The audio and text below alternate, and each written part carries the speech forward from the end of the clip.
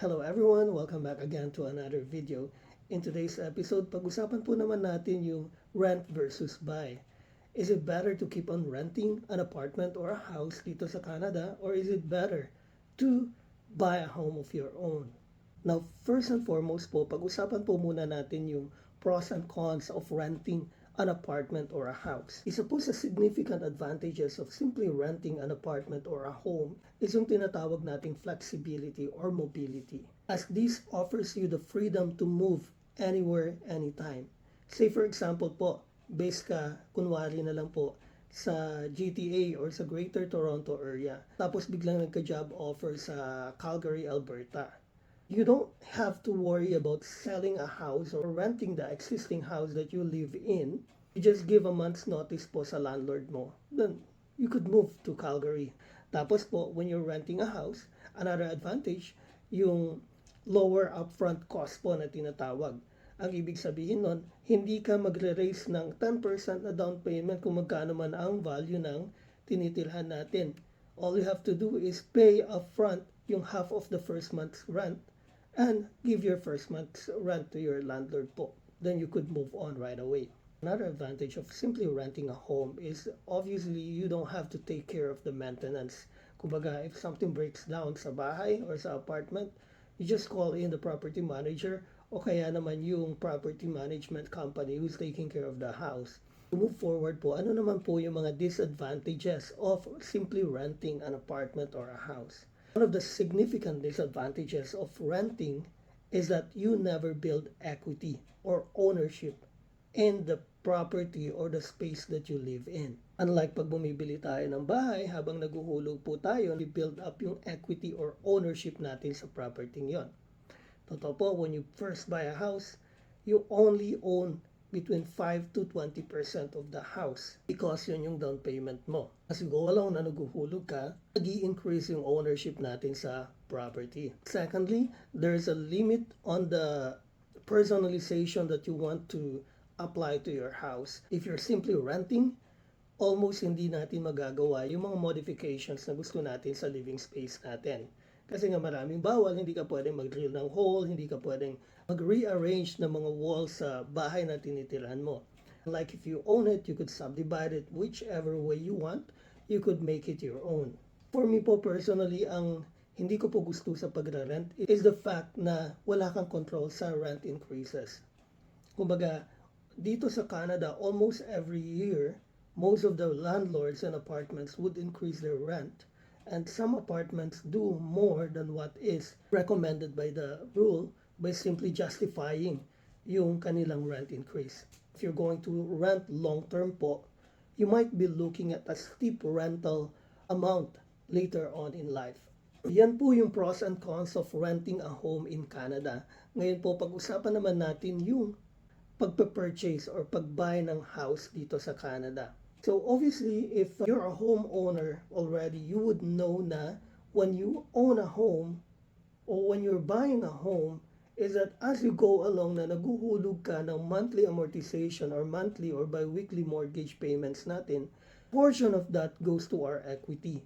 Nabubuo ang ownership natin. And eventually, if you keep the house long-term po, probably baka ma-pay off mo yan and all you have to pay by that time is the property taxes and home insurance. Sa ating mga Filipinos po, napakalaki ng pride of ownership. As much as possible, we want to own something. Next po is personalization. Pwede mong i-redesign yung home mo para maaliwalas yung feeling natin. And we really could call it our own space.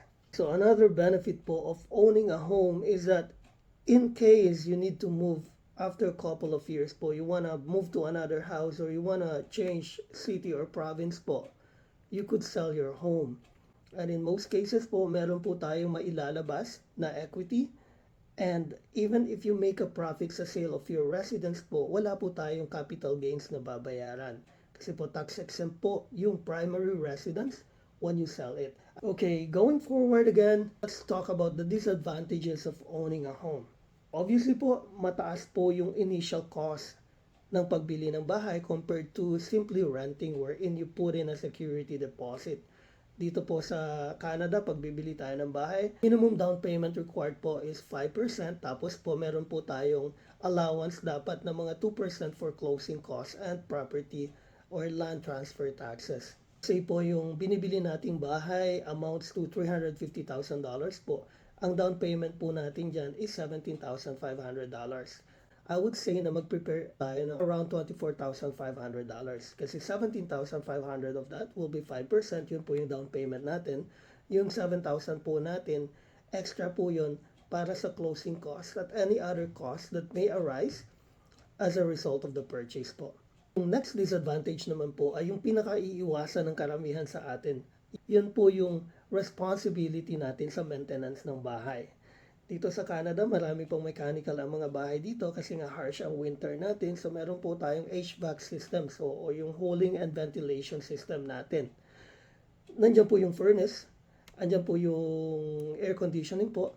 Yung air conditioning usually centralized air po na sumasama po sa furnace natin. Case in point po, we recently changed our furnace sa isang property po namin dahil nga hindi po nagtitrigger yung air conditioning niya. It resulted to changing the whole furnace system po. So it cost us around $5,000 po to do that. Luckily po, the property is an investment property po, so nag-generate po siya ng sariling income niya. Doon na rin po namin kinuha. So always po, kailangan meron po tayong reserba kung sakaling something breaks down in our property. Now, compared to renting po, there's less flexibility sa mobility natin. Kasi sometimes, pag hindi healthy yung selling environment sa real estate po, hindi tayo agad makakabenta should we need to move forward. So, hindi po siya liquid asset na right away maliliquidate natin anytime. Now, ngayon napag-usapan po natin yung mga pros and cons of renting versus buying po.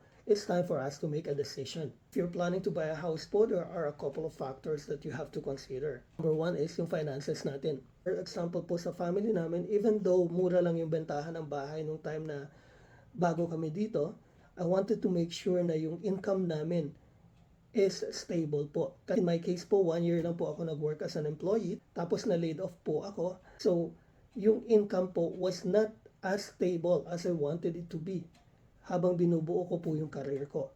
At that time po, nagstay po muna kami sa apartment, and when we're ready, we bought our first property po na we decided to rent it out first, which is weird dahil nga po medyo hindi gaanong favorable yung area ng property na nabili namin. Na nag-end up po kami, nag-continue lang kami mag-rent. However, meron na pong cash flow na kinikita yung property yon.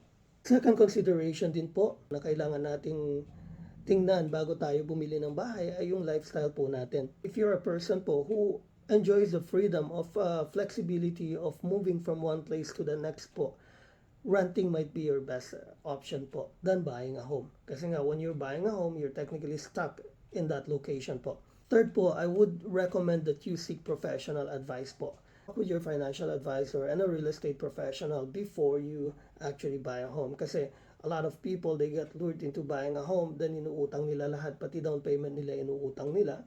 So, nag-uumpisa pa lang po tayo sa home ownership po, ang dami na nating utang.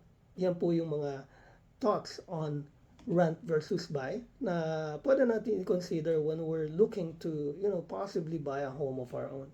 As you've learned, meron po mga merits, meron po mga advantages and disadvantages. So, depende po talaga. Me personally, I prefer yung pagkakaroon ng sariling bahay po kasi nga kahit na simple lang po yung bahay natin dito sa Canada, however, you're building ownership.